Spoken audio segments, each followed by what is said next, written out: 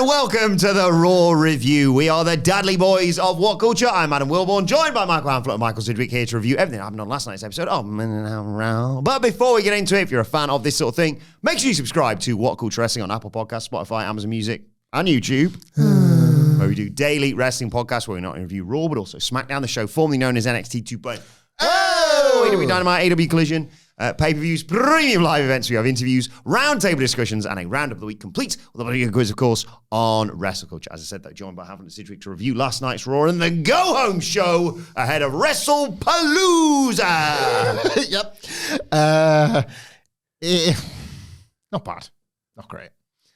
Really, really continue to enjoy one very hot program in spite of factors. As was the case this week. We will get to that. Sidgey's been ruining stuff, but he's correct to do so. He's correct to do this. No, I was cheesy in the moment, and then he really killed it dead. We'll get to that. But, that's great. I am, as usual, on this podcast, the voice of reason when it comes to, you need to lean in on this Jey Uso stuff. 2 years and counting. And I think I'll be proven right on it. It's pretty decent stuff, but it does still feel, same complaints. There's a main event picture that I'm all for trying stuff. It doesn't feel very main event. Raw has this problem where the actual big thing happens about hour and 10 in. You're like, so much Raw left. And it's feeling a little bit lopsided. And maybe that's the result of the Seth Rollins problem in that you put your world title on a career mid-carder. You saw what happened when you tried to present him like a main eventer again. So you dropped him back into the middle of the show with an actual star. And then there's this gap. There's this noticeable gap in this last sort of 45 minutes where it just still feels a little bit lopsided. But I don't mind that they're trying what they're trying with the main event picture. You got to try and get some people over. You got to try and push people into these spots. Your main event scene feels depleted. The part-timers are staying part-timers, etc. You got to do it. But I've noticed that in the past few weeks since the Vision endings went away. Doesn't feel like there's an ending at all sometimes. So, Triple H is such a boring twat. It is staid, unadventurous, overproduced, just repetitive television. Some of it was crap. Some of it was Sidge brand crap on this one. Well, I'm getting there. I can't think of anything that's crap on this show. 95% of me fully believes this with every fiber of my being. Triple H is a boring twat who produces boring, repetitive, unadventurous, it makes sense, television, and I'm becoming spiritually affected by how tedious it is, right? 5% of this Raw, this broadcast, was I think I came to a conclusion, right? In general, both companies, all the companies, WWE and AEW, we're in this era of bland competence. I think I've said this before, where it's yep, it's good.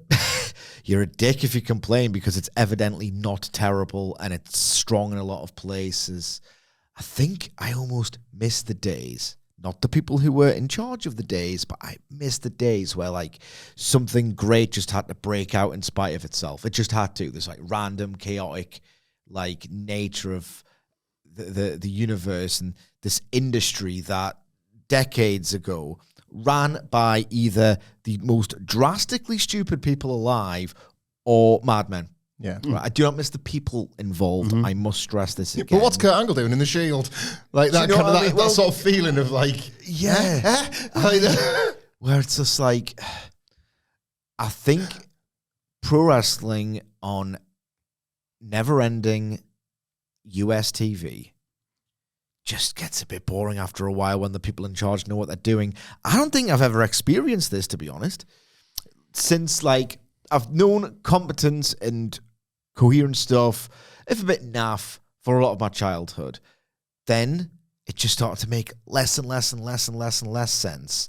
And then I don't know whether they had to, great art is only made in sort of turbulent times. Not that the times aren't ever turbulent, and it's an argument to be made that if you had this perfect civilized society, you can kiss goodbye to art. There would be no need to express or create or rebel or defy or whatever.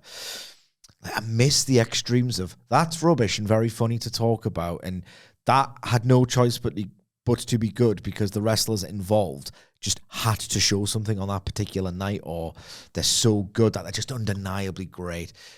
It's like the Minoru Suzuki quote of everything's just like every wrestler who comes to the performance center because the idea is to create a rounded skill set, the grey lump of boring trash. I feel like that's wrestling right now. Honestly, it's so much of it is just, can't fault it. Can't really fault that. Your grey lumps versus my grey lumps. Yeah. But they're all fundamentally grey lumps. Grey lumps were in the grey lump era of pro wrestling. And then I got to one segment where I'm like, oh my God, the business is back. The business is back. Yeah. I'm frantically scrolling through and I can't think of what you're talking about. I really enjoyed this show. Hyped for Wrestlepalooza. I thought they did a good job of setting all that up. On a broader level, actually, sorry, talk and then, sorry. No, I just wanted to say, Asuka yet again, week after week, just knocking out of the park for me. I think she's one of the most entertaining things on Monday Night Raw.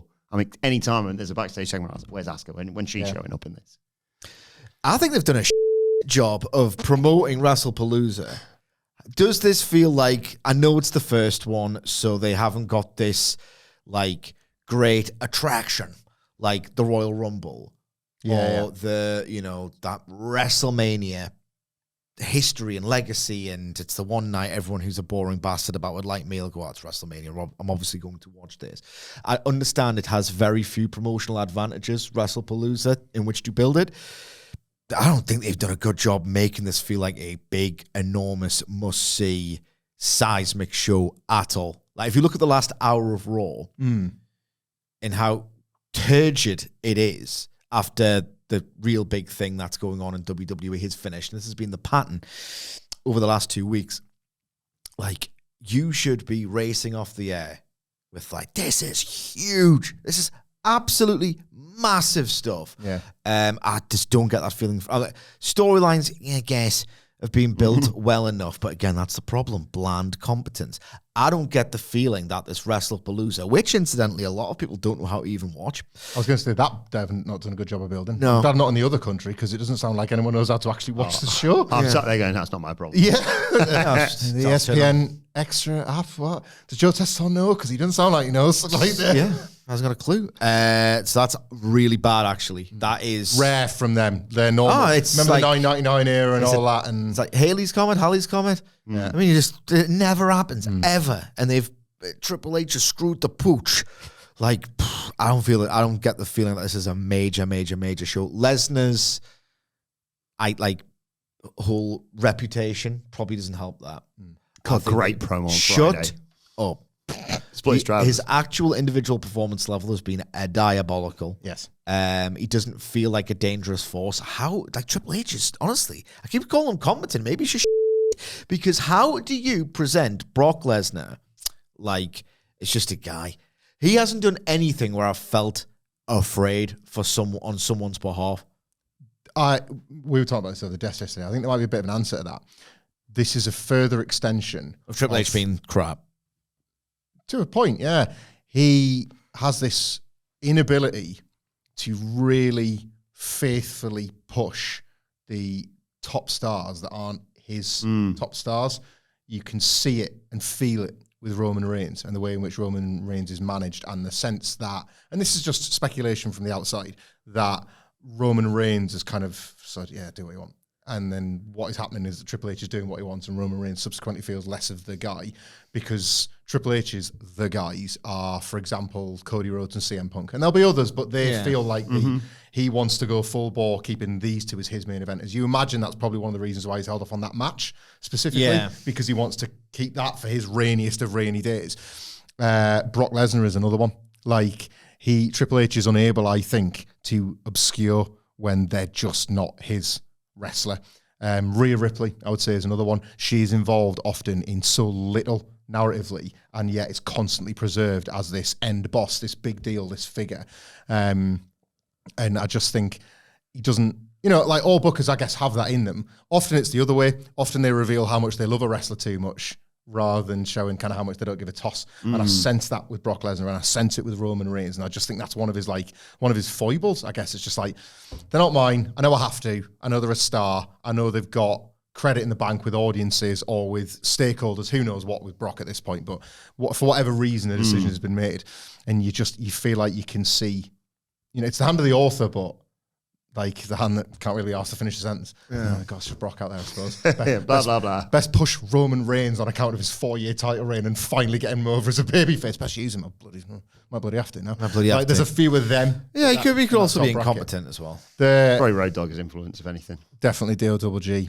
On WrestlePalooza, I disagree, but only to a point, because I would agree with you on the booking for the most part. However, I look at this card in terms of its star power in the same way that like you can praise and criticize, like All Out is a nice comparison. There's a big old bunch of matches that will be good, and there's a big old slate of stars that will be over. That's what this card is. The B shows typically get criticized for like, why have you left X off? Why have you left Y off? This is a Cody B show. This is a Jey Uso B show. This is a Punk one, whatever. Jey Uso B show. And God, sounds like a they've chucked them all on this one. It was It was because it was. They've main evented this Raw, the last 2 Raws, with this Usos story because they want the Usos tag reunion to feel big at WrestlePalooza. Yeah, it sure doesn't. The mixed tag feels like the real main event. Brock Cena has got that. Well, the main event, any other show on the night, Cody Rhodes defending his title is, that bit. Like, they're trying to say... Vaquer potentially winning a world title. They're trying to say 5 main events, ultimately. This is like our front foot in terms of a roster. But I think you can make a reasonable argument that some of the stories haven't connected anywhere near as much. The mixed tag is the one. That feels like the true headline. Yeah, it just feels like the promotion, the bluster. Where is it? Who are the biggest other stars that aren't on this WrestlePalooza? It's WrestlePalooza, for sake, get excited! This is the one-time review where the stars of Raw and SmackDown come. You know what I mean? Like, who's missing in terms of the absolute tippy-top line? Rhea Ripley. I'm just saying they don't... That's probably, in terms of the available ones, probably Roman, obviously, And they don't typically do that with these shows. You get who you get on these B shows. Yeah, I know the stars are on it, but I just don't think the actual show itself feels like this red hot end of the world. That's where we're at. We watched yesterday Hamflett. Oh my God. The Survivor Series 96. Austin, I think you are completely pathetic. And that boy toy, that one of the best things ever. One of the best wrestling things. Pink and black tights. The disdain, the darkness. The date popping up at the end. And like, well, here's $50 in 2025 so I can buy the show again, please. Yeah. Right there. I love it, mate, because the NWO's 3 months old, and it's like, you finished WCW, you were absolutely done. I just like... It's not going to happen yet, but... it's coming. I do love that Survivor Series 1996 things. Again, me and Hamflett were watching it yesterday. The WrestlePalooza doesn't feel as big as that, so that's it does not. I wanted to make. Oh my... I like how they've just started, like, they wouldn't tell you until later, but what are they doing on this WCW? Switch it on, and, like Pritchard's like, God, well, that looks crap. Why is this winning? All these dinosaurs who will sign in 6 years' time.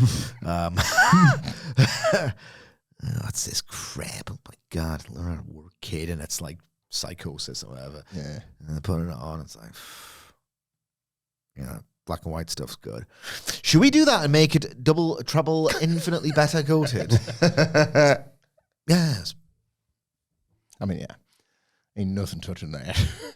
That's a ceiling too high for anything. That's the difference, though. I don't know where this is a detour. What am I going to talk about? The matches on Raw.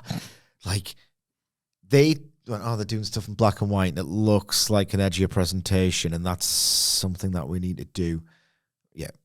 That was the difference between WWF and the spectacle and the grandeur and the production and, like, to WCW, like chintzy and cheap. Like that Austin 96 Survivor Series thing is just getting no better. They did the, it was like 6 months later, they debuted the Raw is War opening credits going into the warehouse and the dogs barking, the ring's on fire. I've said it before and I'll stand by it. I think it's the best thing the company has ever done. Better than any storyline wrestler or individual push. That opening sequence, the ambition on that thing, it's just, why you haven't got any water coolers in the main head office? and you've just set the ropes on fire. What? Like, He loves it. Flashback to his childhood, isn't it? It's the best thing. Yeah. I ever did saw as a kid, and I'll watch it back now. And like we've talked about this, we've debated at length in the past. Sidge likes his extremes. Like he wants it to be the absolute best product, or so terrible that it circles the drain. We can laugh about it, like as the day is long. Me, I like it generally in the middle. It's because I've seen the top of the mountain. Like I am Darby Allin with the AEW flag, and it's the 1997 Raw credits, and ain't getting no higher. Like there's like everything else. What's the point in chasing that dragon? Yeah. Like Show starts, then you turn it off after a minute. that's it. Yeah, that's good. AEW. Sorry to bring it back to that. Like, Tony Khan, come on, what are you doing? Replicate. I want to feel that minute of, oh yeah, here it goes. Here it goes. Here we go. Of like, Keenan and Kel. Whatever. I want a minute of like, get me hyped. Yeah. Make me hard. You know, that kind of deal. Yeah. And that's just, bro, let's go back now. We got some matches, and guess what? We got some more matches. Let's go. It's like a speeding car with a bunch of wrestlers in. I had to replace Wacky wrestlers. It's time because he doesn't. He only commentates on special events these days. As good old JR. Yeah. You know, like well wishes as always. These like ongoing health issues, and he's getting on a bit. But it used to be a case. Obviously, everyone knows this of like. Oh, boom, let's go. Some fire car kind of flash of light. Now I need to update that because it's Excalibur's like the voice and the face of AEW. Yeah. And like, so, he's like, oh, that feels like Michael Buffer. When did I know what that means? There's a match and another match. And then you're John Moxley, that's right. Fun card. The hurt business, syndicate business. They hurt people. I will fine tune it, and we will do it again on Wednesday. Okay. That's how we start the podcast instead of the hello. When did I know that means? Oh, nearly split into a promo. Get the other way. Well, that's the end of it. See you on to the next thing. Drive an Excalibur. Oh, show long story. No! Close one. Look out, post-match beatdown. Don't drive full bore into that, sucker. I don't know why he's gone southern, but things just happened to him. Excalibur behind the wheel of a car, just like you never saw him. Anyway, to start this Raw off, we got a recap of last week. Jey Uso spearing LA Knight. Yeah. As Raw concluded last week, and LA Knight and Jey Uso get into it as Jay and Jimmy arrive, and Postman Pearce is straight in there to say, sort this out in my office, otherwise your paycheck's going to be missing some zeros. Straight into John Cena coming out in the Ass Mutual Center, of course, in Springfield, Mass. No. Springfield Ass. Correct. And he talks about playing football up the street at Springfield College and informed the fans he was an offensive lineman, which is why they probably didn't know this about him, because you never got your name in the paper as an OL. You got your ass kicked, and you showed up the next day prepared to get your ass kicked again, and that prepared him for life in WWE. He had friends and family in the building tonight. He wished his niece a happy birthday and said how packed it was. No stage because it's bloody full to the rafters here. He wanted to enjoy these moments with the fans while he could. He had a tall hill to climb. He talked about his introduction being the last real champion and how Brock Lesnar wanted to end that and him. He called him intimidating, controversial, and nearly invisible. The fans chant, F you, Lesnar. But he's once again returned and once again targeted John Cena. And he could have used his influence to turn down this match. He said saying no was safe, especially with only 6 appearances left after this one. The crowd chanted, whoop his ass and thank you, Cena, along with all this. But Cena said the fans were the reason he said yes. He was the last real champion. He didn't fight his battles backstage. He didn't do politics. He fought them in the ring. Being the last real champion wasn't about holding a belt or fighting in the main event. The last real champion didn't take their ball and go home. They fought with hustle, loyalty, and respect. He admitted he was afraid of Lesnar and he could fail, but he'd never back down. He was going to take the fight to the beast because that's what everyone does and what wants him to do. And on the history-making Wrestlepalooza on ESPN, it will be the final showdown between 2 generational titans. He didn't care how many suplexes Lesnar had in Suplex City. He's taken Lesnar's best shots for 20 years, And as the sign that he pointed out in the crowd said, his jorts are stronger than Lesnar's jeans. On Saturday, he's ready for war. Good this. Like, half of it was bollocks, but who cares? It's wrestling. Like, half of it was total nonsense. Oh, to bollocks. Yeah. But really, really well delivered, strong stuff from somebody that used to. And what's frustrating, right, is that, like, I like Cena way more than Sidge, but one of the reasons is because I give him the benefit of the doubt from the nights he would have like this one from time to time versus all the ones when he didn't. God damn it, could he, old-fashioned style, talk people into a building sometimes, John Cena, but the amount of times he would just elect not to with all the power and control that he had over his character when almost everyone on the roster had none. You know, like that was the gap between John Cena and just about everybody else was so massive and vast. And look, he was able to cultivate that gap as well. But yeah, like I've always quite liked back to basics John Cena because he is fueled by an audience belief in him as a babyface, and it goes a long way. Still does now. I've said it on every podcast since he turned babyface. You could have had this. What did he have? Like 35, 40 dates this year? Could have had it 35, 40 times. You really could have. Every single town getting him to the final time. Every single PLE that was on the horizon that he had a match to build. Some weeks it would have been the face-to-face. Some weeks it just would have been talking down the lens. Could have done this in every single one of the towns and it would have hit just as much as this one did. Because the crowds are with him. They bought their own shirt for the night. He kind of comes up with what does this town mean to John Cena's career and legacy and all that kind of stuff. That's what it is. It's way more about that than these individual. It's insert the wrestler, insert the rivalry, and I'll make the rest work. And that's what he did for me here. Like, I sit here watching these John Cena promos every week and rue the fact that they botched as much of it as they did, because this could have just been like one of the highlights of WWE. It could have been, when I'm sitting here whinging about increasingly the majority of these shows, the John Cena promo could have been the highlight every week, because it was like, this just never misses. He's selling this fight this week. He's being John Cena. You're not necessarily into him, but the viewing experience is pleasurable because the fans and the wrestler are as one. Yeah, really good. I want to say one bad thing, one good thing. Bad thing. This was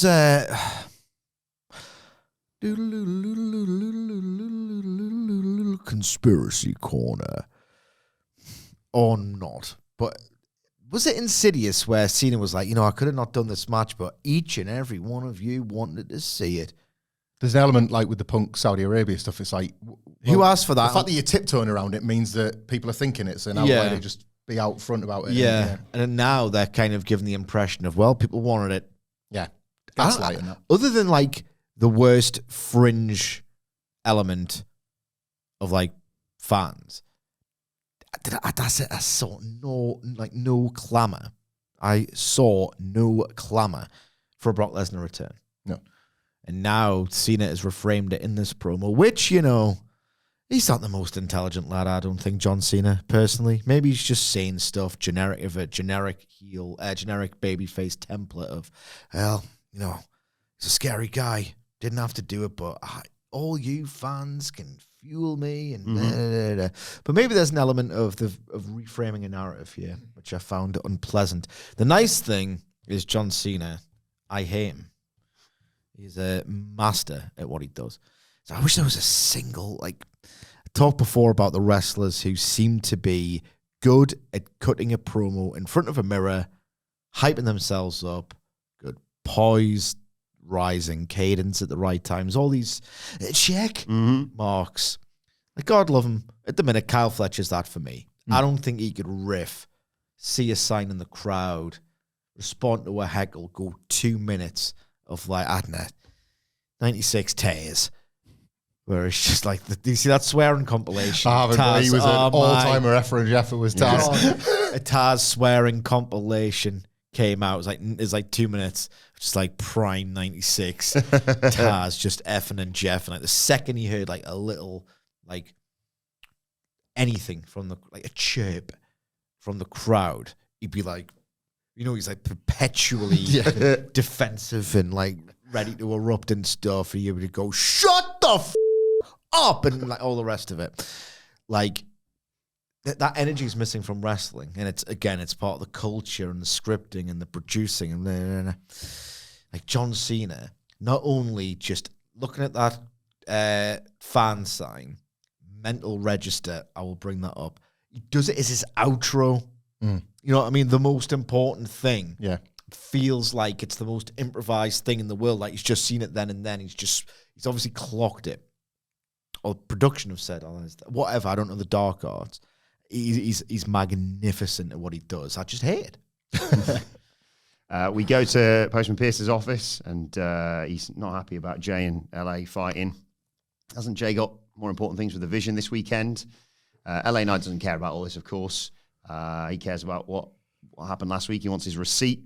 And Jay's like, well, I was kind of giving you your receipt for that. And anyway, Pearce is sick of all this. He says, how can I fix all this? And LA says, I still don't care about Wrestlepalooza, but I still want to get my hands on the Vision. And I'm going to pick my own tag team partner for tonight, and it's Jimmy Uso. And Jey walks off, mentioning, Jimmy doesn't even like you, as he walks off. Yeah. I like how this developed as the night went on. Like I say, I think they're onto something with this Jey Uso, not quite a turn. So yeah, I thought it developed quite nicely, this one. Anything? No. Okay. Then we got first match of the night. It was Lyra Valkyria versus Roxanne Perez. Raquel Rodriguez was ringside, of course, and very early on actually trips Lyra and gets kicked out of ringside as a result of that. Perez gets a cradle, but the referee's busy getting rid of Rodriguez, so that only gets a 2 count. Lyra comes back, chucks Roxanne out of the ring, hits a drop kick through the ropes, but as she goes up top, Roxanne yanks her by the leg to the mat and beats her up as we go to a break. When we come back, Lyra hits a gut-wrench sit-out powerbomb for 2, goes up top, but Roxanne rolls out and then tries to suplex Lyra to the floor. Roxanne does hit a nice top rope Rana, then that cartwheel into the knees of the back of the head of Lyra. There's a crossface by Roxanne, but Lyra lifts her out of it and hits the Nightwing for the 1-2-3. Post-match, Raquel immediately slides in and attacks Lyra, allowing Perez to hit her with a Pop Rocks. But then Bayley's music hits. She runs down in an AJ Lee shirt to make the save. She attacks Raquel. There's a back suplex to Roxanne.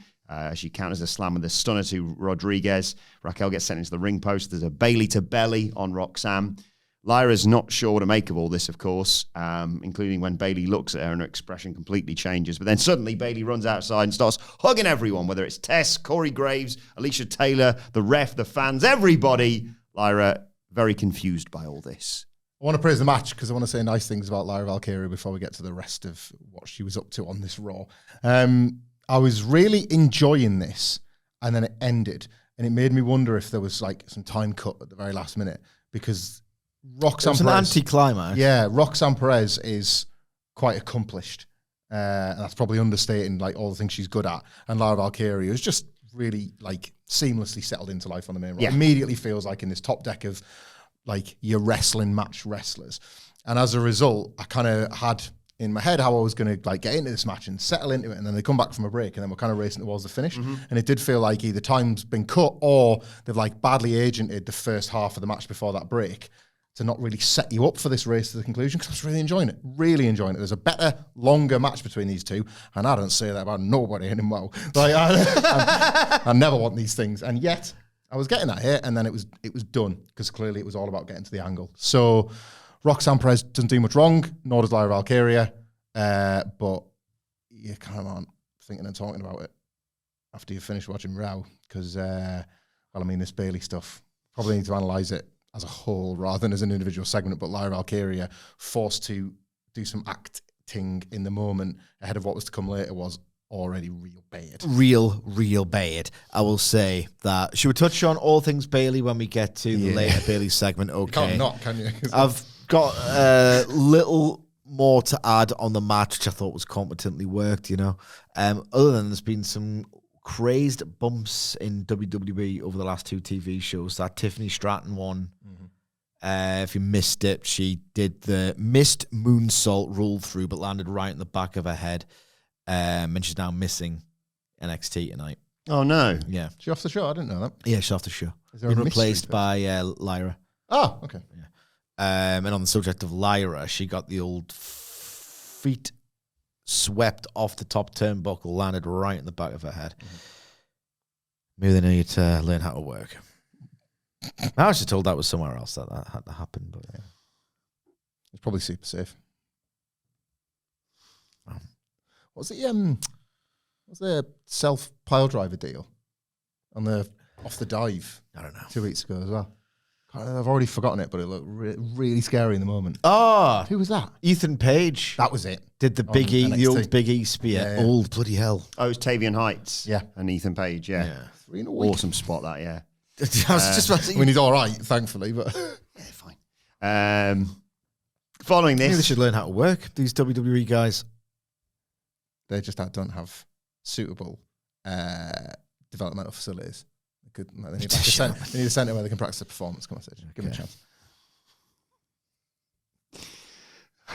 Postman Pearce meets with IYO SKY and Stephanie... Sky, wasn't it? I forget what it is. Stephanie Vaquer backstage, and finally the match is made official, if it wasn't already, for Wrestlepalooza, and they wish each other luck. And here comes Asuka.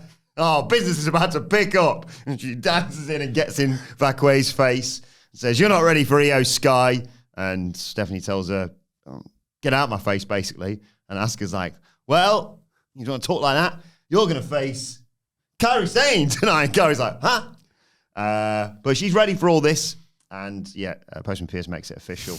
And Asuka leaves and then does the classic, "Kairi!" What was his phrasing? You want it, you got, or something like that. Yeah, it's always with that like weathered eye rolling. Yeah, like I mean, like You want it, you got it. yeah.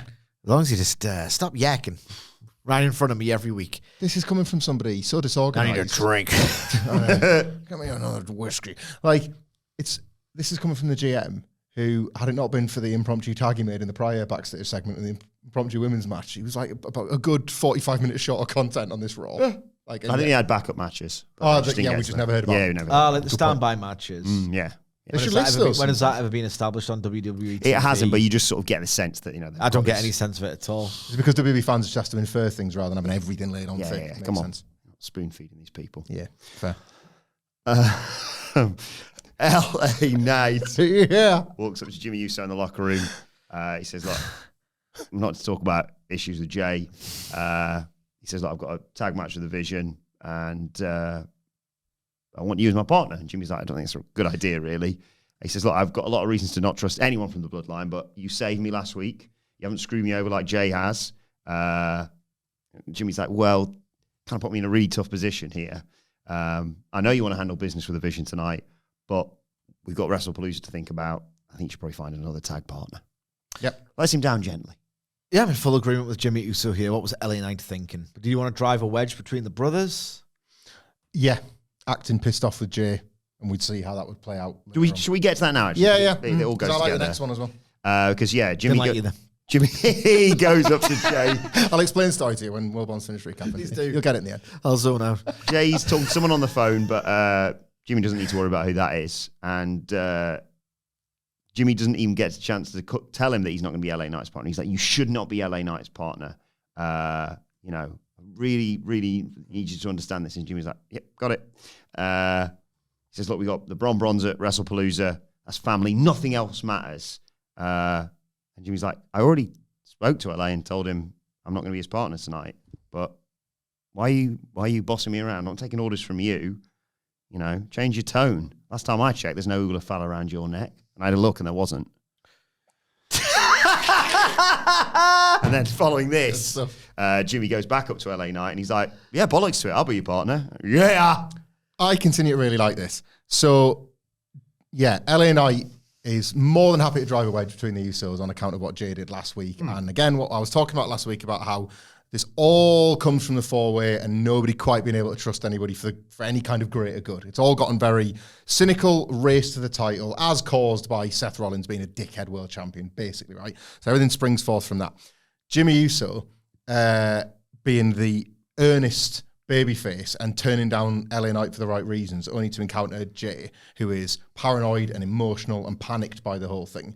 Like, a really, really nice detail, I think, because Jimmy Uso at this point has never once, not one time, kind of said, like, shown any kind of sense that he was worried that Jey Uso might inadvertently big league him since he became main event Jey Uso, since he became the world heavyweight champion. He's done nothing but support him. He bled for him against Gunther, and then he was the first one out in the ring to greet him when he won the title. There's been no tease of a heel turn like there was with Sami Zayn. It's just I turned on you once before. That won't happen again. I'm backing you. I'm with you. I've learnt the error of my ways. I'm a good guy now. I'm Big Jim. I'm here for the banter. Let's do some cool stuff. Happy for you. Yeah. And that extended right through to why he would turn down LA Knight. And then Jey Uso doesn't just immediately get all paranoid and frantic. All Roman, as they've alluded to, obviously. Exactly, yeah. Like the taking the sort of the dark path that he does it to such an extent that Jimmy, for the very first time, has to be like, all right, mate, like you're not the world champion now. And that's the first time that's come out. And there's that little, he's tried so hard to squash that down and get rid of it. And Jey Uso's the reason why it's kind of exploded out of him, which I really did like. And then the fact that they've included, this is like a dare I say it, like a normal telly thing rather than our stupid wrestling bubble. Jey Uso on a like suspicious private phone call that he then won't let Jimmy in on.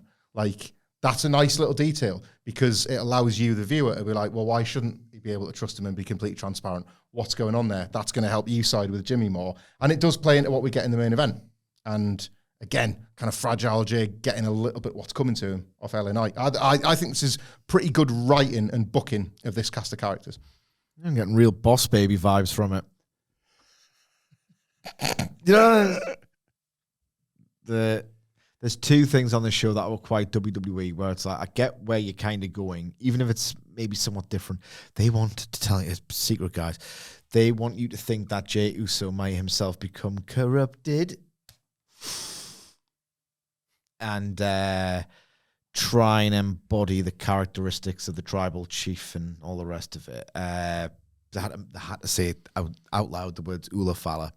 And there was another thing later on the show that I had no time for either. Actually, there were several things I had no time for, but one in particular was one of my pet peeves. Who was on the phone? Mystery, innit? Like a mystery. It could be a boat. In amongst all this, we get Penta versus Kofi Kingston. Skip. I kind of like them trying to force people to sign a petition to ban the Mexican Destroyer. I think that was mentioned in an ad break. The cameraman does. The referee stays out of it. And I think Joe got his hand forced into signing it, basically. Anyway, Penta chases Kofi around, super kicks him out of the ring, dives onto him on the floor. But Kofi eventually kicks him off the apron. Grayson Waller gets involved. Sorry, Big G as he's known. And that allows Kofi to take Penta down, frog splash him on the floor to take us to a break. Penta's in trouble when we come back, but he fights out of it. Hits a runner on Kofi, super kick in the corner, headstand basement drop kick, big chop. But the Penta driver gets blocked and Kofi goes for the mask and hits the SOS for 2. They go back and forth, trading strikes. Penta hits an enziguri as Woods talks about Shelbyville. Yeah. Penta set up for the Destroyer, but Woods distracts the referee, so Penta super kicks him before he could interfere. And Waller as well. Sorry, they all get involved. Woods ends up grabbing his neck. And Penta just decides, bollocks, then I'll hit a springboard Mexican Destroyer for the 1, 2, 3. There is more about this, I like, speculatively than actually in the moment. The match was just the match. The New Day Penta thing right now is just the New Day Penta thing. But Xavier Woods having that weird neck problem that he's got now with Kofi taking like such a move that he's going to rock up in like some audacious neck brace next week is quite a nice avenue in for Big E to come back and be like now he's got the neck problems, assholes. All the while, I like the inadvertent story being told that despite only becoming friends 2 weeks ago and promising their loyalty and undying support, the Viking Raiders are terrible running buddies, and Penta's got no choice. I forgot about that. Yeah, like, they showed up a bit later, didn't they? After you can just hear like chair shot after chair shot after chair shot. The most useless mates in the world. And it's like they're obviously trying to create this idea of like, if only there was somebody maybe on another show that Penta could reach out to. Maybe friends aren't enough. Maybe he requires family. But to do that, why I'm looking at his microphone, his camera. To do that, they've established that like the Viking Raiders are the worst friends. Where are you, man? They're the worst tag team. Yeah, one of the worst tags on Raw. Apparently, they couldn't be a boat. That would be the. They should be. I will say the Destroyer at the end looked nice. Yeah. Probably because in WWE you don't really get that many hot moves. Well, you're selling a neck thing. It's more about the story than the actual action situation. Yeah, but he does it in every match, so don't some things have to matter. Leave it out. Remember when things matter? Why does he do it in every match then? If it doesn't matter every time, it just has no impact. And they sold Randy Orton getting pile driver from Kevin Owens as this big, massive deal. He's the one with the fragile neck, isn't he? History of neck problems. You got to remember your characters in the history. It is back, though. Not so much as neck. It's all connected. You need to know your past if you want to understand the future. It's his back, really. It's everything, isn't it? He's broke every single bone in his stupid body. It's Randy Orton. True. Collarbone or something. True. And again, a different body part again. Different needs. Different body part. I like there was a big slap on Kofi's chest. That was good. Yeah, into chops. I've got the show for you. It's called Dynamite. We did a lot of clickbait numbers off Kofi getting the chop once. Remember that? Oh yeah. Pretended that. Let's give him the Big Show chopped him and he broke his chest forever. Thank you for your clicks.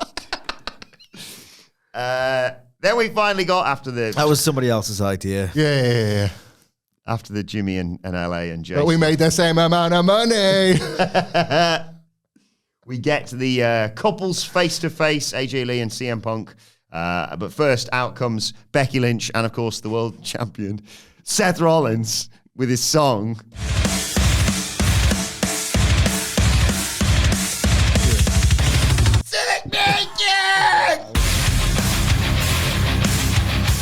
Then Becky's song gets played. I haven't got that on here. We get a nice reception here. Massachusetts, not a fan. He said he was going to say the name of their stupid little town, but instead he's going to ignore everybody and address the viewing audience. Welcome to Monday Night Rollins. In case you pea-brains forgot who I am, does his shtick. And then he has the privilege of introducing you to the Intercontinental Champion, a New York Times bestseller, a WrestleMania main eventer, the greatest to ever do it, Big Time Beck. She is the man. She is Becky freaking Lynch. Boo! Tells him to show some respect. She comes out. She's with him there as well there, and then they're interrupted by AJ Lee and CM Punk. But they just come out to AJ Lee's music, and CM Punk just goes, "Hello, everybody! I am AJ's husband." That gets an AJ's husband chant, and he's not going to waste everybody's time with a long-winded introduction as to who everybody is. No explanation needed. They came to see her. They sure as hell know her name. And he asks, who's team leader here for you two? Who's the man? Let me know. Becky, I'll start with you. Ladies first. I made a career in this company, on this microphone, in this ring, telling people what I thought about them. I don't need to talk behind your back. I'm just overwhelmed with what to say. Look at you, goose. And Rollins says, come on, you wouldn't know style if it punched you in the face. And Punk says, you brag about being the most famous, the greatest wrestling couple, but you guys can't even get on the same page, can you? You can't share that spotlight. We had to listen to 2 crappy songs, whilst I have no problem putting Cult of Personality on the shelf and letting this young lady light it up. Interjection. It would have been a genuinely cool, small gesture if he'd just done it. But he does it. And I instantly go, that's nice. Even if I don't like CM Punk very much, but I thought that's a nice touch. He has to tell you about it after basically speaking on behalf of his wife for the first 3 minutes. I'll take it from here, Toots. But he did. Do you know what I mean? Like he's got away. He had to signal his virtue, didn't he? Well, he said, I wanted to let this young lady light it up, which is actually the name of her song as well. You might not have realised. He wanted her to light it up, but also her song's called. They hide stuff in the booking sometimes for only the biggest fans to pick up.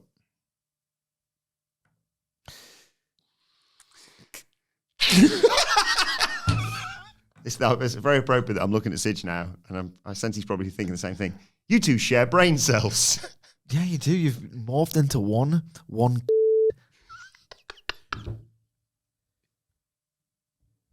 It's my favourite blues song, that. Well,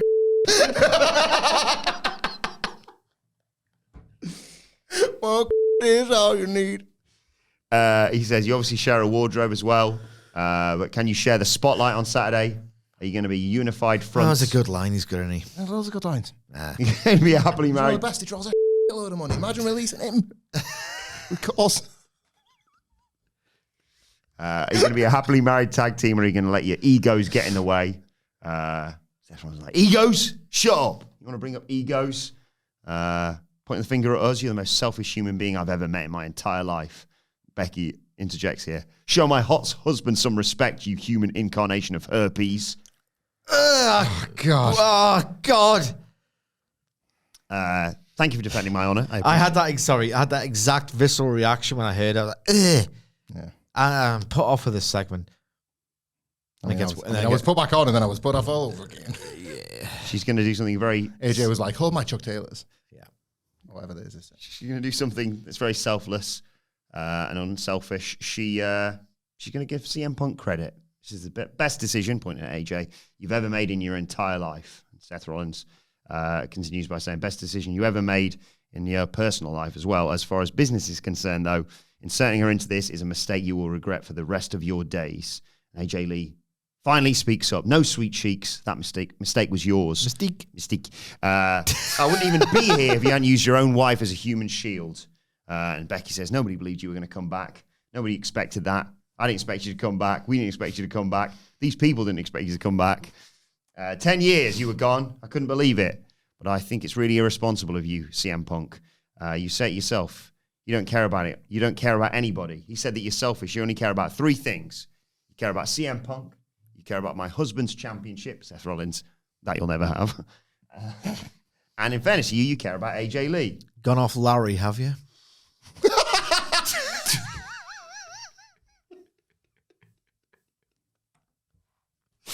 AJ, I read your book last week. I took some notes. Last week you talked about how you healed mentally, but how are you feeling physically? In your book, you talk extensively about the damage that was done to your neck. How's that feeling right now? You got in a blood feud, Punk, with a man because he took your crappy little bracelet because it had AJ's name on it. How are you going to feel when I'm pummeling her face in? I'm the greatest female wrestler of all time. It's not just me saying it. Other people are saying it. I like that. It's great, isn't it? It's a good bit. Punk's like, nobody says that. Seth was like, I say it all the time. That was terrific. Becky's like, Sports Illustrated says it. ESPN says it. I say it all the time. That's proper Gareth in the office. Sorry, can I just check who respects me? Yeah. You're not an asset, you're a liability. AJ, thanks, Becky, for reading her book. She hasn't read hers. But you make a good point. I don't know how my neck's going to hold up on Saturday. It's been 10 years since I took a bump in this ring. I don't know what's going to happen. Just like I didn't know what was going to happen on SmackDown 2 weeks ago. I just skipped on out here, saw your constipated face and saw red. It's not your neck. It's not my neck you should be worried about because I won 2 titles on this damaged neck. The crowd are all going for this now. Seth's getting pissed off at them. What you should be worried about is the fact that not even I know what I'm going to do next. I am erratic. I've been known to make rash decisions. I'm a Puerto Rican from New Jersey. I can do anything. But Seth, you made a plan. We're going to say the line, though. That's what we're going to do. Sometimes I shank a chick. Was that it? Yeah, she says, I'm a Puerto Rican from New Jersey. I can shank a chick. Sometimes I shank a chick. Never in your life have you done that. Weird. Everybody felt weird. It felt weird when she said it. Everyone felt weird when she said it is correct. I think she felt a bit weird. I think she should, go online and apologise. Yeah. Yeah. You can't retool her act. You can't plan for something you can't predict. And Seth, horrible bastard that he is, just gets in her face here. You don't think I can handle you? Me? Seth Rollins, multi-time world champion, can't handle you? Listen, little girl, you're not wrong. Seth was actually quite good here. He was really good. This bit was brilliant. I'm not able to predict you, but your husband can read him like a book. And let me tell you something. He's got a nasty habit of leaving when things let him down. So this Saturday, when my wife rips you into shreds, you better hope he doesn't leave you too. AJ Lee. Oh my God. I can't believe I pressed that button for Seth. There's a popper in a minute and all. Yeah. And AJ slaps Seth across the face. Seth registers this and says, you know what? I'd never put my hands on a lady. I think you're right, by the way. He's going to do something awful on Saturday. But thankfully, ever heard these words before, Punk? Thankfully, I've got somebody who will. He turns, Becky's like, what are you talking about? She starts like, look at him. Who the hell are you talking to? Me? Hold on. No. And they argue. I should say. It's your fault. Becky just leaves. Punk's just loving this. Gets right in Seth's face, and Seth shoves him away. And Punk chases after him, leaving AJ Lee alone in the ring. And that is when Becky slides back in and hits her with the manhandle slam. As Punk goes in to check on his wife, she slaps him in the face a few more times, and then necks on with Seth in the aisle. Imperfect, as evidenced by the super we took the piss out of. But lots of this was great. Lots of this was great in spite of some lines that and I'll say this as well, so great that some of those lines would have sunk promo segments like this. They were so cheesy or a bit out of pocket or a bit out of nowhere and just cringeworthy, the worst kind of emotion to feel when you're supposed to be into it. But they never really let this get off track in spite of them. 4, in their own ways, very strong performances. Seth Rollins, for all the times it was I don't want to work with this guy. As soon as they've clearly done it so much now that they're on the same page, understands the benefit, Drew McIntyre. It can really elevate your game. CM Punk, to the same point, actually.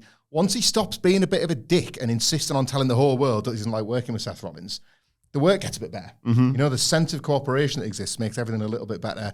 And AJ and Becky were strong in their own ways. Very, very cheesy put downs notwithstanding. They were still strong in spite of those. I really want to stress that. I think AJ Lee was. You didn't like her? Nah, I don't think she's very good. I think that I'm not sure this character has a long lifespan as a babyface. It's so heel coded. Yeah. However, you absolutely run with it as far as you can until the boobs creep in. She is so beloved. That much is clear from her entrance. And there's an element of the Cena thing and Punk's first return thing where it's town's just glad to see her. The feeling that you really never were getting her again has permeated through this entire program, and it's elevated it. This could and maybe should main event. Yes. Probably won't. Maybe Cody Rhodes, but you know what I mean? Could main event. But long term, there's a heel role for her waiting whenever she wants it, because that is where her kind of promos skew. But the nostalgia is quite strong and quite powerful. And I really appreciate the overlaps here. The idea that Punk and AJ are so right about everything they're saying, as babyfaces should be, about Seth and Becky.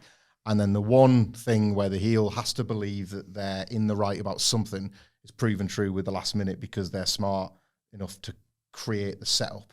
At the first opportunity where all 4 are face-to-face in an even fight, Rollins and Becky Lynch have kind of flexed their experience here a little bit by luring AJ into the trap for Becky to take the manhandle slam, which I thought was nicely constructed as well.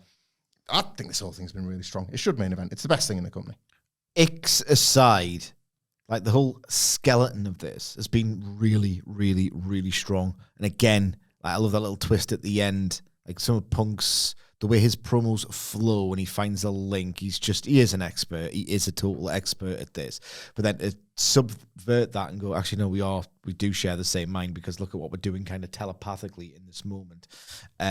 All good stuff. And again, Becky Lynch just talk about how much she is literally nailing it and what that phrase actually means, pinpoint in terms of apart from the odd, awful line.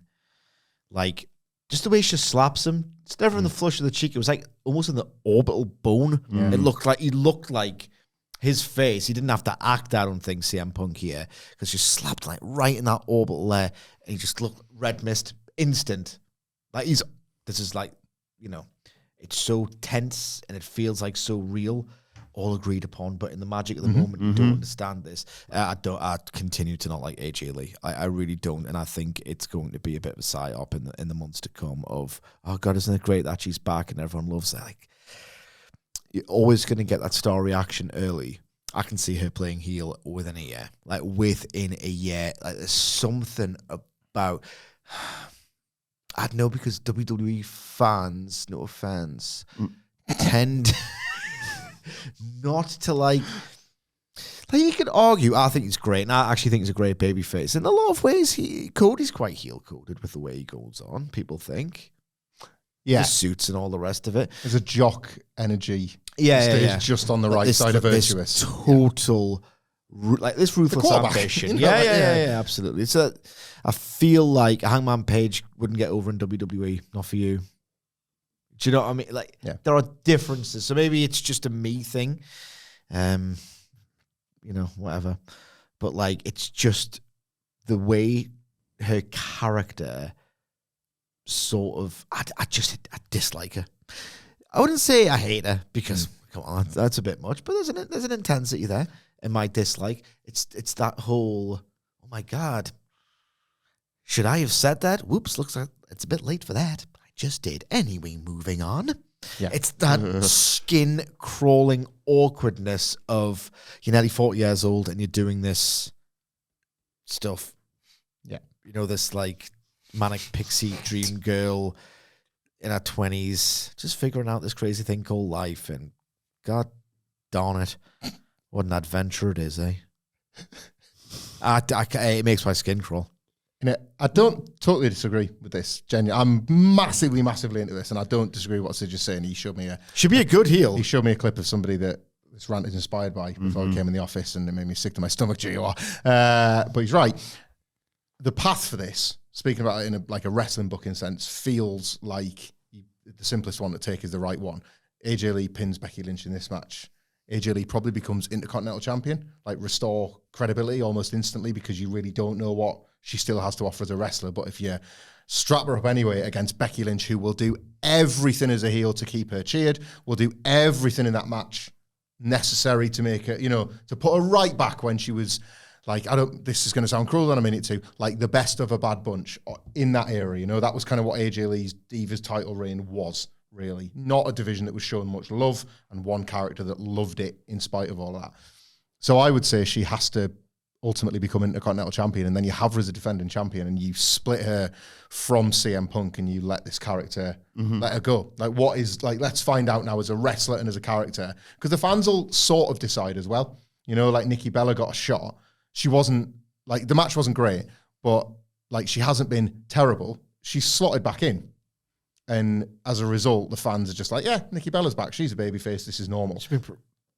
I don't think you want to do that with with AJ Lee. I think you want to sort of maintain this special feeling between the audience and AJ Lee as long as you can. So you put the belt on her, and then you'll see if just the heel tendencies prevail, and it's just like, you know what, this is smarter if you program her against babyfaces instead. Put her away from CM Punk is an entirely different thing that they haven't needed to explore yet. So I think that'll be something to see. Because I don't think either of them stand a chance of getting booed currently. They're massively over baby faces. But away from one another, there's always scope. You'd say this, maybe less so now, but you would typically say this about Punk, wouldn't you? There's always a heel line in there for you. Yeah. But the fans this year, probably more than any since he's been back, have loved really said, nah, he's other than Cody, he's the top baby face. He's the one, Following this, we get a recap of Dominik Mysterio becoming the AAA Mega Champion. And he's there with both belts looking amazing. Byron Saxton asks him about how he's feeling and what's going on with El Grande Americano. Dom says, don't worry about it, sweetheart. Calls him, I love him. He had a really nice couple of lines later that I made sure I wrote it down because I wanted to remember them. He called himself the Mega Intercontinental Champion, and this is when we hear just chairs getting smashed. And Byron Saxton goes, can you guys hear that? Everyone can hear it. You can hear it in the arena, mate. They've caved Penta's head in with a steel chair of the New Day and Big G. Yeah. They run away, and thankfully just then the War Raiders show up to make the save. Still another not over. I can't blame Penta for making lame friends. That's what happens with the babyface. Associated by the company you keep or whatever it is. Yeah. Then we get El Grande. My younger brother. That's what I should say. El Grande Americano versus Dragon Lee. Fun match this. Americano's put on a bit of muscle in the last few. He's feels bigger now than he was a few months back. I don't know what it is. Anyway, Dragon vaults onto his shoulders and hits a TKO for 2. Americano hit a TKO for 2. There's a running PK to Dragon as well. There's another nice big chop in there as well from El Grande. Loving your chops, aren't you? Yeah. Flash cut to Thursday. Like the chops in this match, Wilbourn. I see him every week. I've had my fill, I think, after this. Brett always told me chops are no good, actually. There's a Rana to Americano from the apron to the floor, which was nice from Dragon Lee, and then an insane dive. I mean, that was tits. Yeah. Because he's on the table. It's not like he's knocking him into the table. No, Dragon Lee's always been one of the best in the world at that sort of spot. I'm saying it all along. Americano. To be fair, you liked New Japan in 2018, 2019. Takahashi stuff. I mean, it was good. Headline making stuff, wasn't it? Like, oh my god, it was like, can you do that? can they do it on TV? It was horrific. It was great. Hey, Sidge New just sure improved since Albert left. Americano takes over during the break, but Lee hits a Liger bomb for 2 and a double foot stomp off the top for another near fall. He goes for Americano's mask, and then what we call him? El Grande Americano, DOS, or just DOS Americano? I've seen different ways of saying it. I'll go with Ludwig Kaiser personally. No, the second one. The new one who shows up. So you said the first one is... I don't think the first one, I don't know who the first one is either, but I don't think we should put names on anyone. The way you said it. Yeah, you kind of said... No, I don't think I did. Oh, okay. I think you just misheard me probably. I mean, it's on YouTube. Anyone could wind this back and it's AI in it, so say anything. Dos Americano kicks Lee from the apron. Well. A Blockbuster gets 2, but here comes AJ Styles, and Dos slides under the ring, and those grasses on commentary like, he's down there, AJ. Lost a lot of respect for your test when you did that. I like AJ Styles as a character. We've always had a bit of fun with the way old Alan's brain works about the old Earth ski. I love the idea that he might think that there is only one El Grande Americano. Well, how did he get from over there to over there? I thought I was a phenomenal one, but he moves fast under that ring. Fast. Looks like me in 2003. Faster than Excalibur in his dynamite mobile. Ain't nobody faster than that. So he goes under the ring and chases Dos Americano out. Chucks him over the barricade, and he's like, well, that's that deal. Goodbye. And then Tres Americano appears and DDTs him on the floor. And then I think Tres tries to dive in. I got confused a bit here. Yeah. One of Dos or Tres tries to slide in to get the referee, and then the other one knocks Dragon off the top rope, and there's a nice straight jacket from El Grande Americano to get the submission victory. And oh my God. Did the Spider-Man meme after the match, which was very good.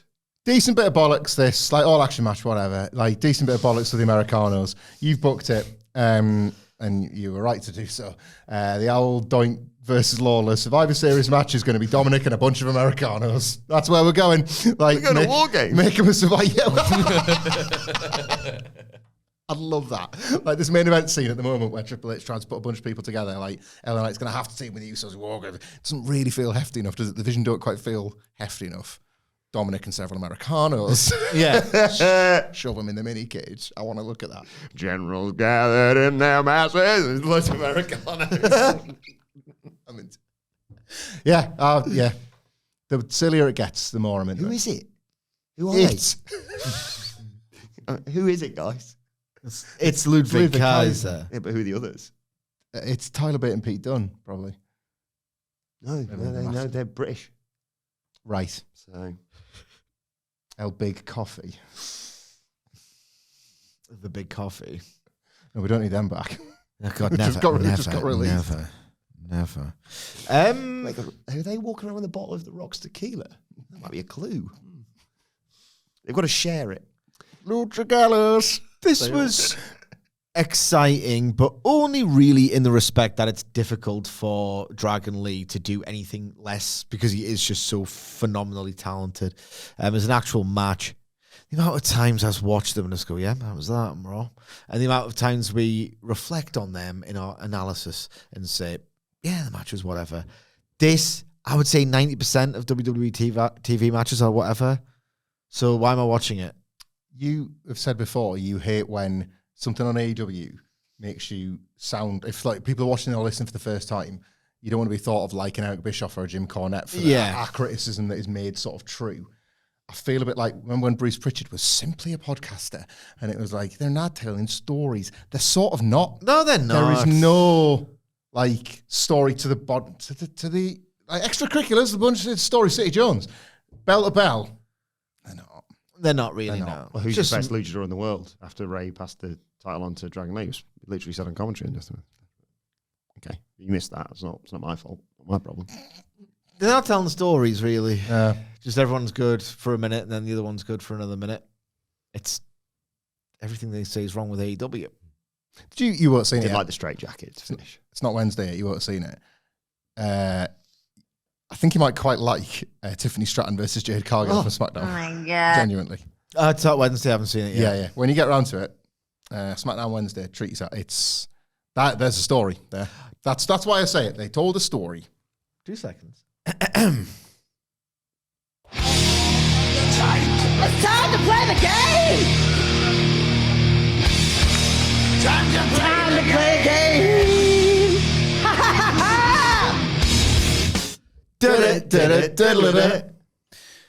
Which extracurricular WWE match did I watch last night? Ooh, like new. No, like just from yesteryear. Ooh. I tell you what, the reason why I watched it is that I needed something to fall asleep in front of because I'd watched the catfish text documentary on Oh Netflix. my God. Jesus Christ. Another one for the Netflix Hall of Fame. Gee, oh, you gotta watch it. You gotta watch it. It's like catfish text scandal or something. I can't remember the exact title. You've done it again, Nettie. It will blow your goddamn tits off. And I was like, I have to watch something bit of like just almost like a collage of memory, just like fall asleep in front of. Because if I'd just hyperfixated as I often do on this documentary and gone on like threads and reviews and the wiki and stuff like that, I'd have been up all night, baby. So I needed just something to turn my brain off. And I chose WWF. Oh, WWF. I had a match there based on what had triggered that memory for you, and I was going to say Nia Jax versus Ronda Rousey because, just current involvement in Nia Jax, but WWF. Bull Nakano versus Alundra Blaze, SummerSlam 94. No. You I have 3 guesses, and I'll give you a clue for the last one. The Beverly Brothers versus A Natural Disaster, SummerSlam 1992. No. But here's the clue. You got the right... No. You're 1 year off. One was in... Oh, so it's 1993. 1991. Bulldog Warlord. Nah, I do love it, though. It was Bret Hart versus Skinner. Oh, from this Tuesday in Texas. Yeah, good piece of business. Yeah. I didn't ever rate Skinner. Not a one time. But that's why Bret's the best. Bret gets something out of that. That lump of grey trainer crap. Grey trainer crap. He got, we talked about the Shango match as well. Yeah. Was it Saturday night's main event? Yeah. How's he done that? I've watched the Godfather work way too many times. Bret's the selling, best he's ever looked by miles. Like Bret's selling for kick punches might be the most important selling he can ever do. Yeah. Because it's like, I've got to go 14 with him. How is anyone going to give a crap? Yeah. And he finds a way. He always finds a way. Skinner wrenching back on the neck and just screaming out, and you see all the backy that he's been chewing on, and it might go on a Bret's shoulder, and it's just oh, that's gross. Come on, Bret, wrestle out with this. Yeah. Find a way.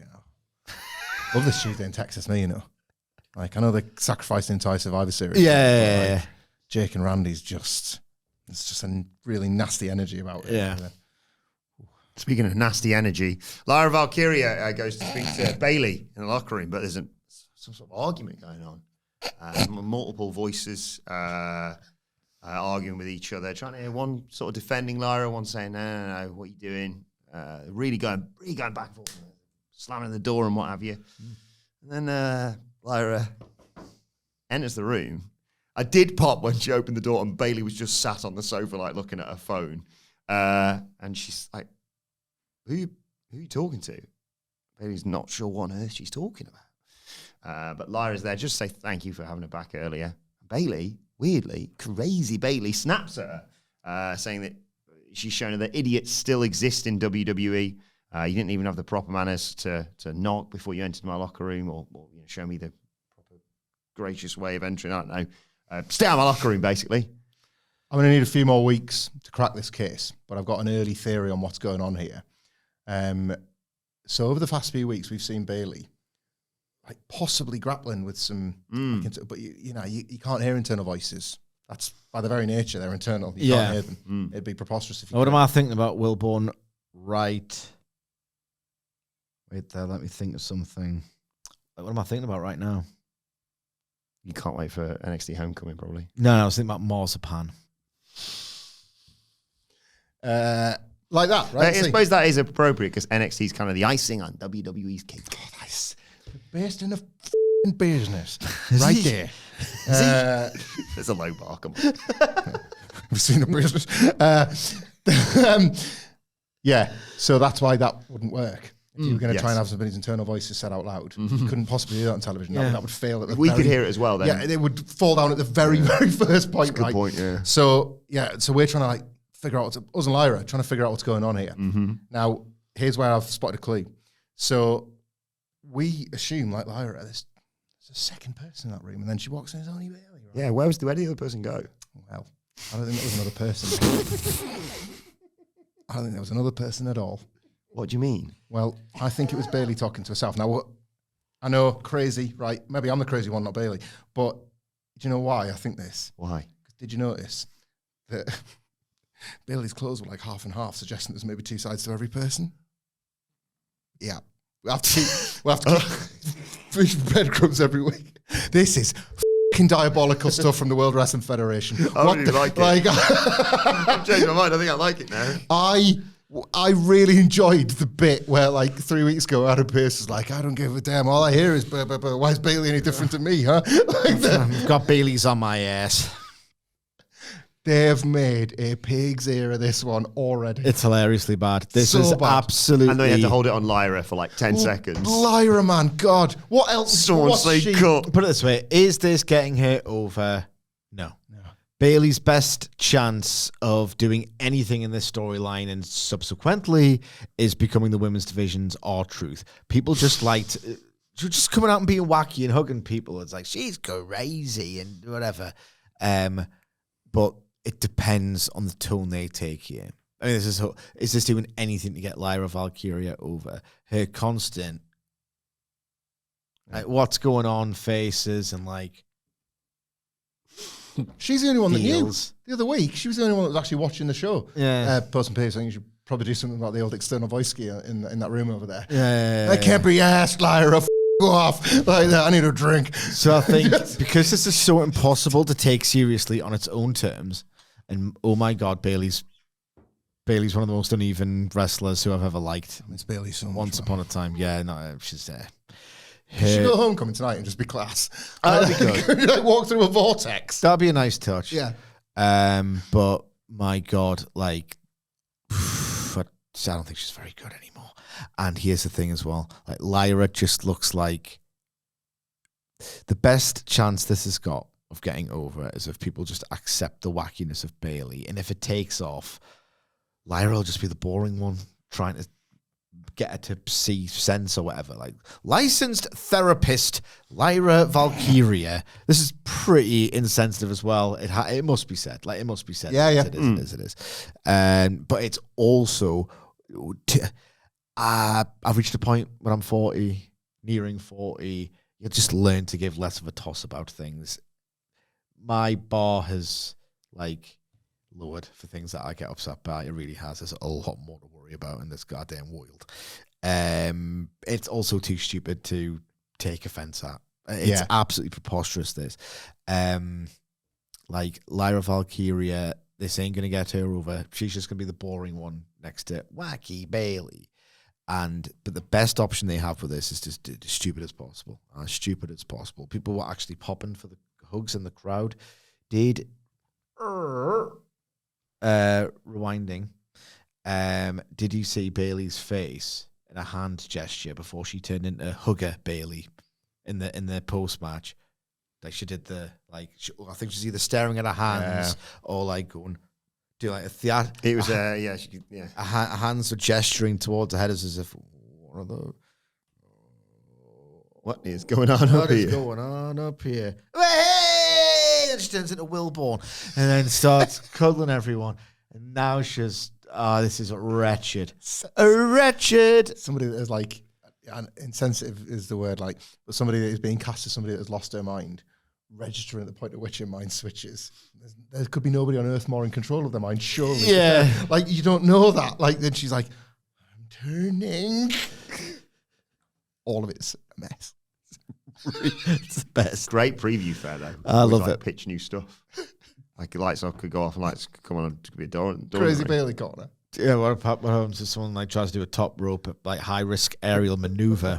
A big Bayley body just knocks him out in the air. But like an evil one.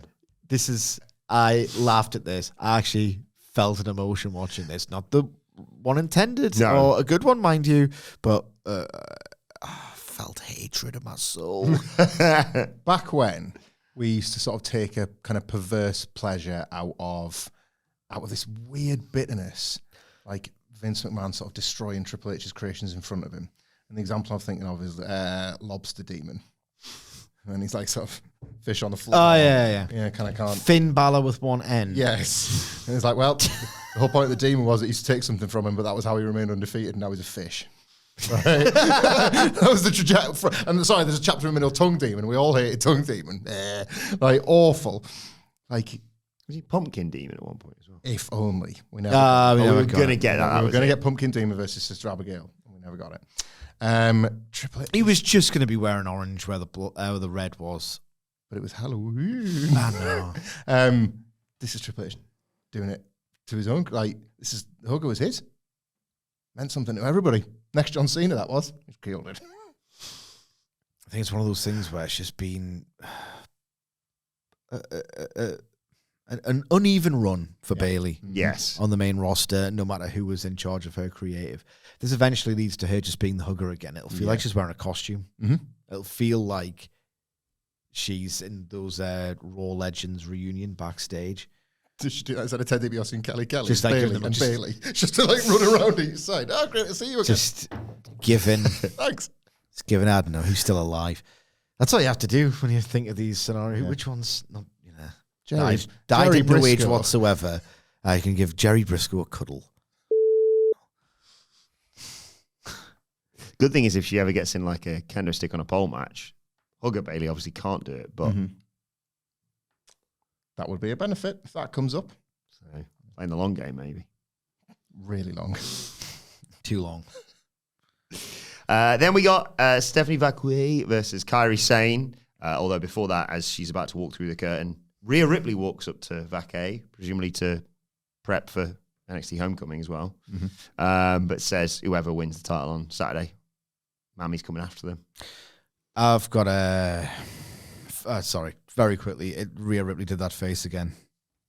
When she walks up to literally anyone she works with and goes, yeah. It's Rhea Ripley's epic bacon face. Where look at Hamflett. Look at Hamflett. It's just been on for the last 2 minutes. Do it again. She does it. No, you just keep it like that. I can't afraid I'll never be able to replicate that face again. But I felt it. For a second, I was Bayley. For a second, I was me and I was Rhea. There's this knowing I'm the winner smile that she does. It's so weird. It's the knowing I'm the winner smile, and the also knowing is whatever we do next to each other, it's going to be epic bacon. She's always trying to frame everything she's going to do in the near, medium, and long term future as one day we'll rock this. We'll rock this bacon. One day, just you see, we'll rock this floating rock we call the world. Don't worry about it. These fools.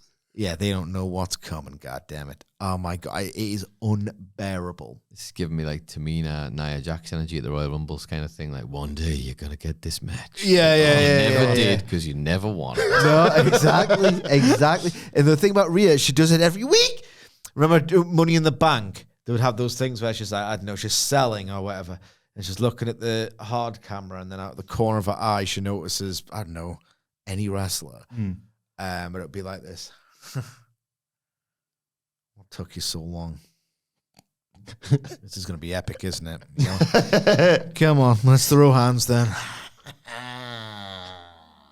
And I don't like it at all. There's a permanent WrestleMania sign in the background. Yes, every shot she does. Bacon Mania. I cannot stand it. And here's what's worse. She will, at some point, do something with AJ and Lee. You need to take that Raw off. No, I might. Sidgwick is unraw having watched the segment. Nah. Can't make it in. No, it's one of those things like, I don't know, rotten.com or something where I don't that's still around. Don't go on that. Oh no! No, I'm telling you now. Like, if it ever happens, not only will I have to watch it, I've got this weird masochistic side to my personality, man. I don't know what's wrong with me, but not there's anything wrong with me. Whatever. Be careful, aren't you? I will. Well, you know, I realised you were going to do a Bill Burr type 5. it's one of those. Don't know what people are saying anymore. It's just, I will end up watching it 100 times. Yeah. Rhea Ripley going. It's like the David Brent thing when he's preparing for the magazine shoot at the interview. I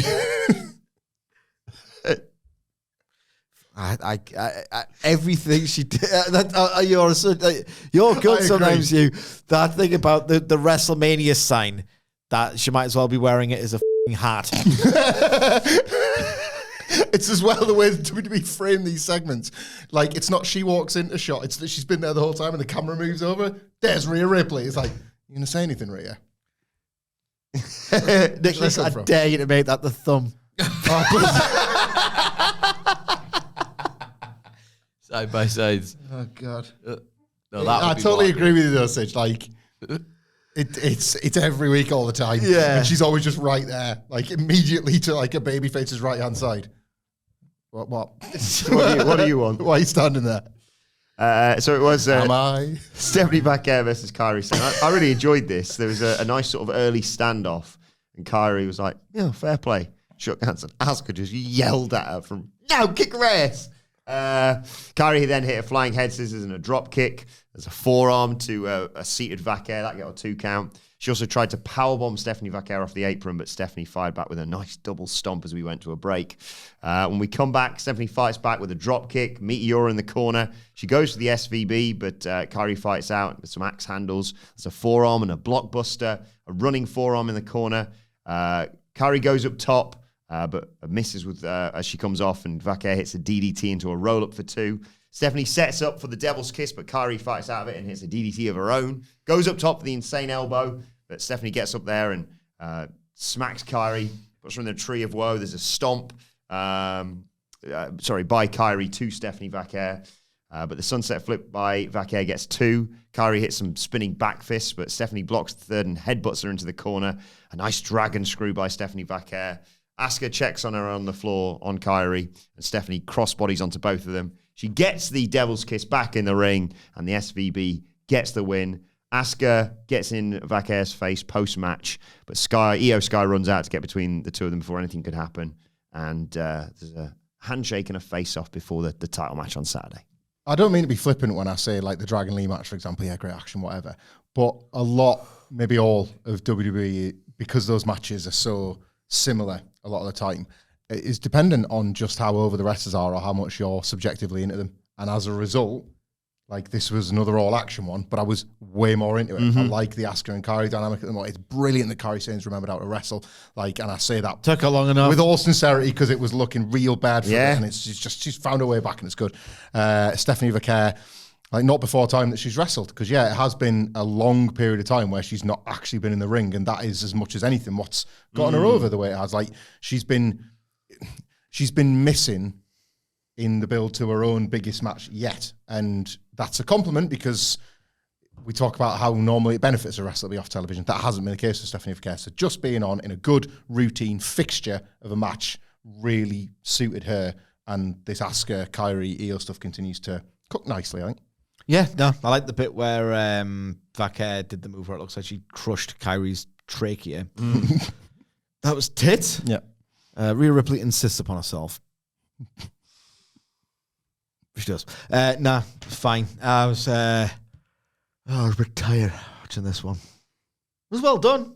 Month and a half since Vaquer's last match. He's got a He's got a problem with this Triple H. It happened to IYO SKY, like when she was the champion.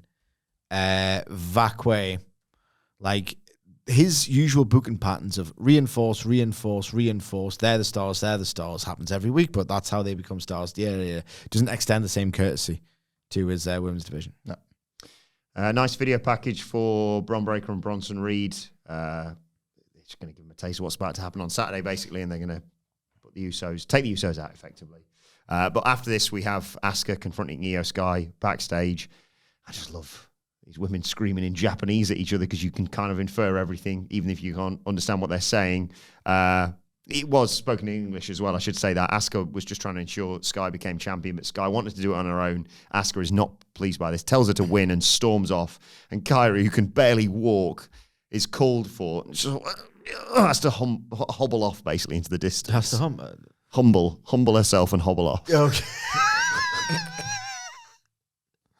One of the key components of the IYO SKY Stephanie Vaquer dynamic is that nothing can really separate them, and they've wanted a finish and they've wanted the competitive match more than anybody else. And to finally have that around the women's title and it appearing like it's going to get screwed up by something Asuka does, either for IYO or inadvertently against her, that's pretty cool. Like that's all. I don't know if some of that's a little bit by accident because of the way everything's happened with the belt and this quite recent but quite impressive run with this Asuka character. But they've arrived at a really cool point for all of this. I'm going to be hooked for this one. I really can't call it. Yeah. Because Asuka's involvement here theoretically should screw IYO SKY out of it. But you could just as easy see IYO getting the win as a result of Asuka interfering about it. See? I'm here for you.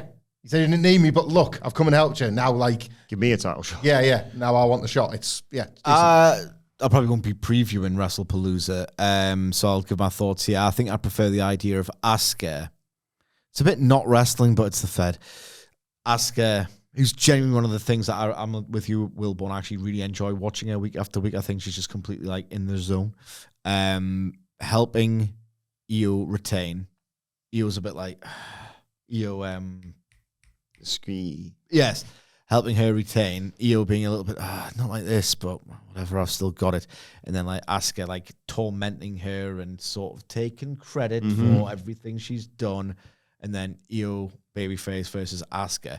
I know I say that Triple H takes his sweet time doing literally everything. This could marinate a bit for me. I think it's really, really strong. This is when we go to the clubhouse. Judgment Day are toasting Dominik Mysterio becoming a double champion at Worlds Collide. This is where he said, "It's like being a champion, but twice as good." It's good. Finn has a glass of champagne that was really badly poured because it was all head basically. But then he says, "Let's take a second actually before we celebrate all this because it's been a bit of a rough night for Raquel and Roxanne."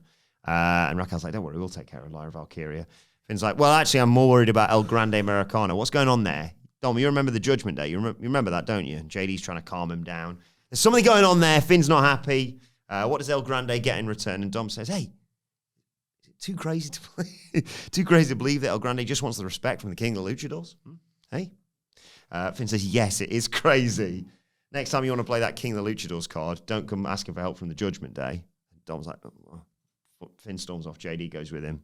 And Dom says this to Roxanne and Raquel, but he's kind of saying it to himself of just he'll come round. And then Rusev shows up and offers his hand to Dirty Dom, and Dom immediately grabs both of his belts and goes, "My hands are full," which I really popped at. But Rusev says, "Well, I'll be the next Intercontinental Champion. Enjoy your party." A good spot for Rusev that I like. Yeah. We finally arrived at something that might have a bit of intrigue to it. Rather than just being dead hard and not getting beat. This might have legs. We said this before, the obvious thing with Dominik Mysterio is to always make him look like a weakling, like an idiot, like a fool. But how far can you push that against somebody that should comfortably kick his ass?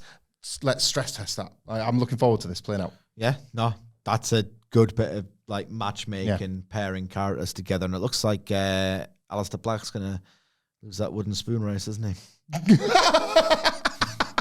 Well, that's what it is between him and Rusev. They do them at school sports day. No egg on the spoon, it's made of wood. Your wooden spoon.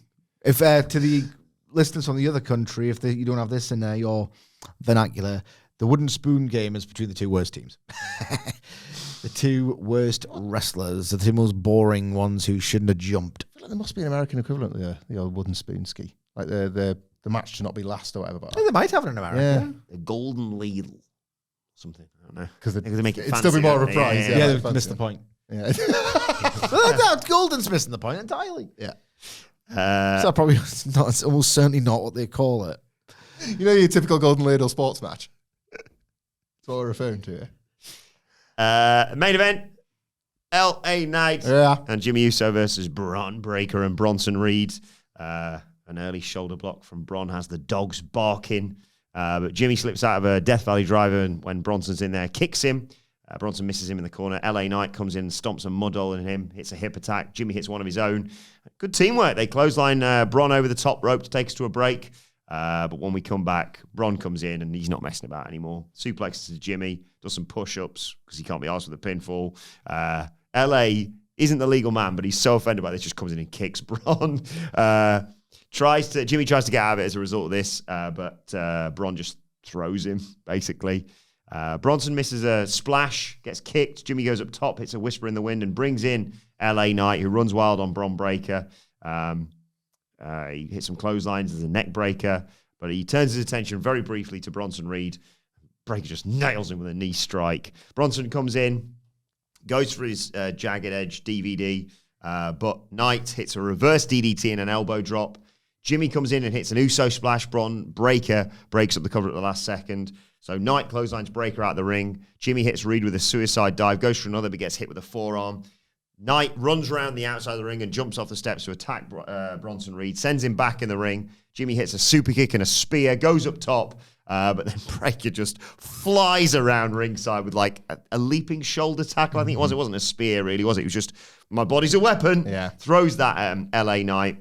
Breakker goes after Jimmy. He kicks him off the apron, does Jimmy, but that distraction allows Reed to grab Jimmy and hit him with a jagged edge for the 1-2-3. I like this. It's what you do.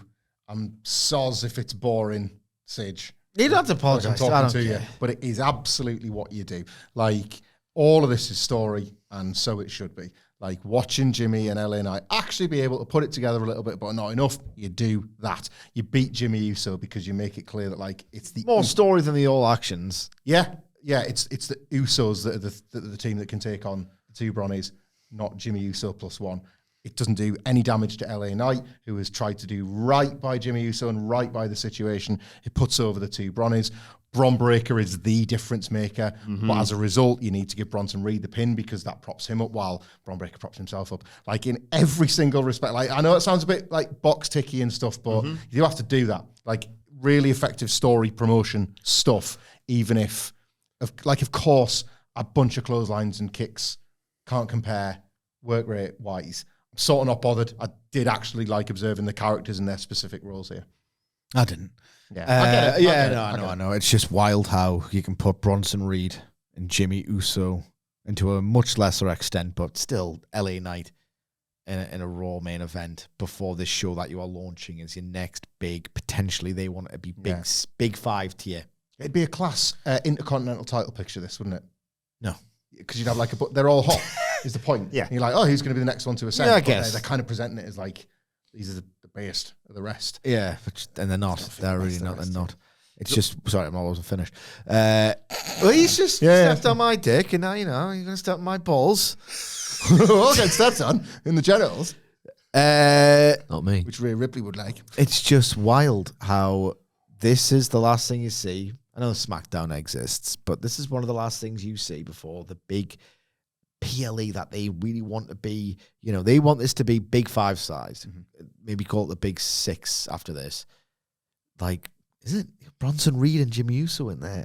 I'll never get this as long as I live. For what it was, it did the job, but this ain't no main event scene I ever saw. It's all about the post-match as well, because there's a spear by Bron on Jimmy Uso, and they're setting him up for the tsunami. You completely take him out of Wrestlepalooza. But Jey Uso runs down with a chair, smacks Bron with it. Bronson lets him get in the ring, and nice spot, punches it out of his hands. But Jey hits him with some yeet punches. More chair shots to Bronson's gut and back, sends him to the outside. And the crowd are loving this. Jey checks on Jimmy, but he's thrown the chair down to check on his brother, obviously. LA Knight grabs the chair behind Jay's back, and with it, but Jey turns around face to face with LA Knight, and Knight drops the chair. There's a handshake between the two men, but only very briefly, because LA Knight shakes his hand and then hits him with a BFT for last week. Good dynamics. Like, LA Knight won't have the piss taken out of him, and that's his character as a babyface. Jey Uso thinks, all right, yeah, you know what, maybe I was in the wrong. I'm not going to apologise, but I'll do the right thing, I guess. And then suffers the consequence of his actions last week. Like, again, like... And now in his head... Well, now you're the dickhead, if anything, actually. Yeah. I didn't start it, you finished it, whatever. Yeah, like, this is what you do. I don't disagree with Sidge's point. It doesn't feel like a particularly stacked main event scene, but I'm enjoying this story playing out with Jey Uso, LA Knight, and the other figures around them. It's Jey Uso. It has to end in a match at some point, and I've seen them. And they're not very good. Let us know your thoughts on Raw. Yeah. In the comments. There's a long-standing Usos feuad from the years where there was like the Usos Young Bucks turf war. I guess. But there's a little bit also like, happen to be terrible. Like they are actively bad professional wrestlers. Only against each other. I think it's tag match might be all right. I'm not saying they're as good as the Young Bucks. WrestleMania main eventers.